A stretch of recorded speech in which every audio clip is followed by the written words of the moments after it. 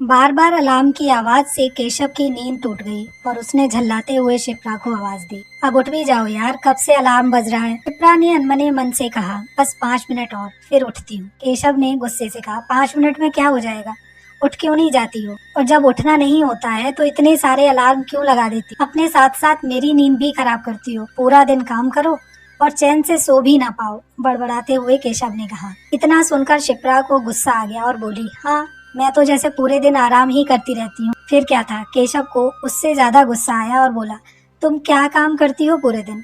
मुफ्त की रोटियां तोड़ती हो। घर से बाहर निकलो तो पता लगे कि पैसा कैसे कमाया जाता है।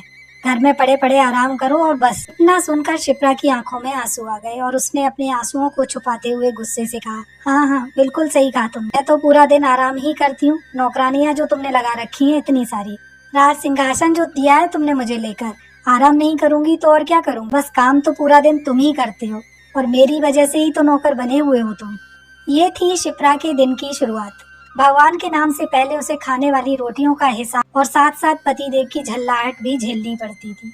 खैर, ये तो रोजाना का रूटीन था। उठकर उसने भगवान का नाम लिया और अपनी दैनिक दिनचर्या में लग गई। किचन में आई, चूल्हे पर चाय का पानी चढ़ाया, फिर बच्चों को नींद से उठाया ताकि वो स्कूल के लिए जल्दी से तैयार हो सके। थोड़ी देर बाद उसके सास ससुर ने चाय के लिए आवाज लगाई तो उनको चाय देने के लिए गई। फिर आकर बच्चों के लिए नाश्ता बनाया, बच्चों को स्कूल के लिए तैयार किया, बच्चों को नाश्ता कराया, टिफिन तैयार करके दिया। इतने बीच में स्कूल का रिक्शा आ गया तो बच्चों को छोड़ने भी वो गई, क्योंकि पतिदेव उसके सो रहे हैं, सास ससुर बूढ़े हैं तो वो कैसे जा सकते हैं और देवर ननद अपनी अपनी तैयारियों में लगे हैं।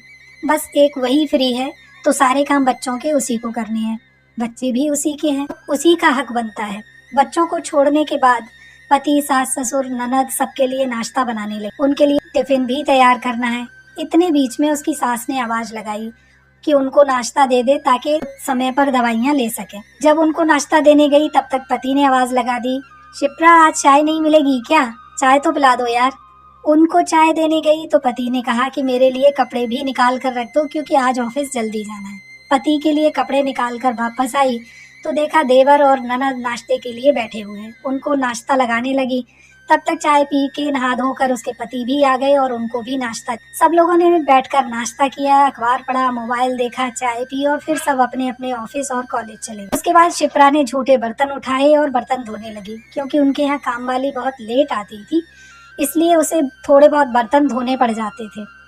अपने नाश्ते का इन सब कामों में उसे याद ही नहीं रहता और जब याद आता तो उसे लगता कि इतनी देर से नाश्ता करने से बेटर है कि सीधे लंच ही कर लिया जाए। इस बीच काम वाली आ गई तो उसे काम समझाना पड़ता है। बेड की चादर, गंदे कपड़े और सब बहुत सारे काम हैं जो काम वाली के साथ मिलकर उसे करवाने होते हैं। अगर काम वाली के साथ काम ना करो तो वो इतनी कामचोर है कि काम नहीं करती, आधे अधूरे काम छोड़कर चली जाती। काम निपटाकर चाय पीने का मन हुआ तो चाय बनाकर वो अपने लिए चाय लेकर बैठी ही थी कि दरवाजे की घंटी बज गई। उठकर दरवाजा खोला तो देखा सामने बड़ी ननद अपने बच्चे और पति के साथ खड़ी हुई है। खुशी खुशी उनको लेकर अंदर आई और अपनी सास को आवाज देकर बताया कि ननद आई हुई और चाय पानी का इंतजाम करने लगी। चाय नाश्ते के बाद उसकी सास ने कहा, बहू, अब लंच का समय हो गया है तो लंच की तैयारी कर लो। खाना बनाते बनाते करीब 2-2:30 बज गया। स्कूल से तब तक बच्चे आ गए। जल्दी जल्दी से खाना बनाया, उनको ड्रेस चेंज कराई, उनको खाना खिलाया। बच्चों को खाना खिलाकर उठी तो छोटी ननद और देवर भी कॉलेज से आ गए। फिर सब लोगों के लिए लंच टेबल पर लगाया और गर्मा गर्म रोटियां सबको बनाकर खिला। खाना खाकर सब लोग फ्री हो गए तो शिप्रा ने टेबल से झूठे बर्तन इकट्ठे किए और सिंक में रखे। तब तक 4 बज गए।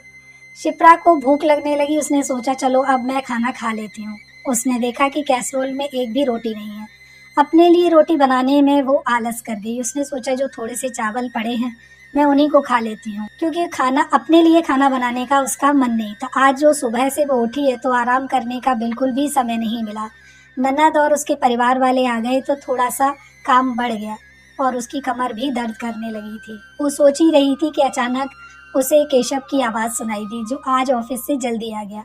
आते ही उसने कहा, यार बहुत भूख लगी है, जल्दी से खाना लगा दो। उसने कहा कि ठीक है। जो खुद के लिए रोटी बनाने में आलस कर रही थी अब वो पति के लिए गर्मा गर्म रोटी बनाने लगी। केशव को खाना खिलाकर बर्तन समेट कर उठी ही थी कि तब तक शाम की चाय का समय हो गया। सास ने फिर से आवाज लगाई, बहू, शाम की कुछ अच्छा सा नाश्ता बना लो। शिप्रा मन में सोचने लगी, सुबह पतिदेव कह रहे थे कि मुफ्त की रोटियां तोड़ती हो और यहाँ दम मारने की फुर्सत नहीं है। अभी खाना खाया है और अभी इनको अच्छा सा नाश्ता भी करना है। पर क्या करती, बनाना तो था ही। सबके लिए चाय बनाई और नाश्ते में पकौड़ी और 2-3 तरीके की चीज़ें बनाई। क्योंकि बड़ी ननद आई थी और उनके पति आए हुए थे, तो सबका मान सम्मान करना उसकी जिम्मेदारी थी। चाय नाश्ता बनाने के साथ ही बातचीत का दौर चलता रहा और इस बीच बच्चों को होमवर्क करना, उनकी पढ़ाई देखना, ये सब काम भी उसी की जिम्मेदारी थी। क्योंकि उसके पति को बच्चों को पढ़ाना, उनका होमवर्क कराना बिल्कुल भी पसंद नहीं। बच्चों की पढ़ाई और होमवर्क कराने के बाद उठी तो सास ने कहा कि बहू कुछ अच्छा सा खाना बनाना आज डिनर में। दोपहर में तो ऐसे ही जल्दी जल्दी में दामाद जी को खाना खिला दिया।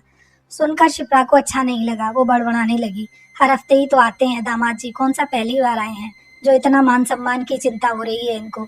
दामाद जी की इतनी चिंता है और बहू से एक बार भी नहीं पूछा कि सुबह से कुछ खाया भी है कि नहीं। पर ये बात वो किसी और से नहीं कह सकती, बस मन ही मन में बड़बड़ा कर रह गई और डिनर की तैयारी करने लगी।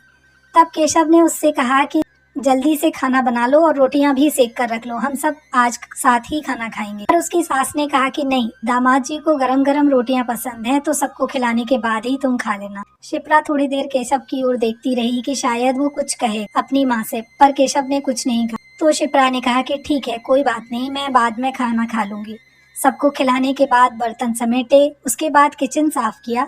इतना करते धरते उसको 11 बज गए। शिप्रा जब खाना खाने बैठी ही थी कि केशव पानी लेने के लिए अपनी माँ के कमरे से बाहर आया, क्योंकि उसे अपनी माँ को दवा देनी थी। शिप्रा को खाना खाते हुए देखकर उसने मजाक में कहा, खाओ खाओ, मजे से बैठकर खाओ, क्योंकि बाद में खाने वाले को सबसे ज्यादा खाने को मिलता है। इतना सुनकर शिप्रा को अच्छा नहीं लगा। उसने गुस्से में पति को दिखाते हुए कहा, हाँ बिल्कुल सही कहा तुमने, बाद में खाने वाले को या तो बहुत मिलता है या बिल्कुल नहीं मिलता। और सच में कैसरोल में सब्जियों के नाम पर थोड़ी बहुत सब्जियां बची। जब केशव ने कैसरोल को देखा तो उसे अच्छा नहीं लगा, उसे बहुत ही शर्मिंदगी महसूस हुई। उसने शिप्रा से कहा, अरे यार, तुम्हारे लिए तो बहुत कम बचा है। शिप्रा ने आंखों में आंसू लाते हुए कहा, केशव, तुम्हें हमेशा लगता है कि मैं तुम्हारे घर में मुफ्त की रोटियां तोड़ती हूँ और सबसे बाद में खाना खाती हूँ, तो मेरे लिए बहुत बचता है। पर तुमने कभी ये सोचा है कि तुम्हारे घर की मुफ्त की रोटी मुझे बहुत महंगी पड़ती है। मुझे इस 2 रोटियों के लिए कितना काम करना पड़ता है, ये तुम नहीं सोच सकते। केशव ने महसूस किया कि हाँ, शिप्रा पूरे दिन बहुत काम करती है। सारा काम शिप्रा ने किया। उसकी दोनों बहनें बैठी रही, उन्होंने एक बार भी शिप्रा की मदद करने की कोशिश नहीं की और ना ही केशव ने खुद करने की कोशिश की। उसे बहुत शर्मिंदगी महसूस हुई। उसने अपने शब्दों के लिए और अपनी बातों के लिए शिप्रा से माफी मांगी और उसने कहा कि वो आइंदा से इन चीजों का ख्याल रखेगा, वो उसकी मदद जरूर करेगा। इतना कहकर उसने शिप्रा को गले लगा लिया। पति के प्यार भरे स्पर्श से शिप्रा का मन पिघल गया। सारे दिन की थकान दूर हो गई और उसकी आंखों से आंसू बहने लगे। केशव ने शिप्रा के आंसू पोंछते हुए उससे कहा, यार, तुम औरतें भी बड़ी अजीब होती हो। कोई तकलीफ हो तो भी रोती हो और प्यार करो तो भी रोती हो। बड़ी प्रॉब्लम है तुम लोगों के साथ। शिप्रा ने कहा कि सच में हम औरतें बहुत अजीब होती हैं, जो बिना किसी बात के रोती रहती हैं। दोस्तों, ये थी एक कहानी उन सभी गृहिणियों को, उन सभी औरतों को समर्पित जो हर रोज मुफ्त की रोटियां तोड़ती हैं। उम्मीद करती हूँ कि आपको अच्छी लगी होगी। अगर अच्छी लगी है तो लाइक कर दीजिए और चैनल को सब्सक्राइब जरूर से करिएगा। वीडियो के अंत तक बने रहने के लिए आप सभी का बहुत बहुत धन्यवाद। Thank you so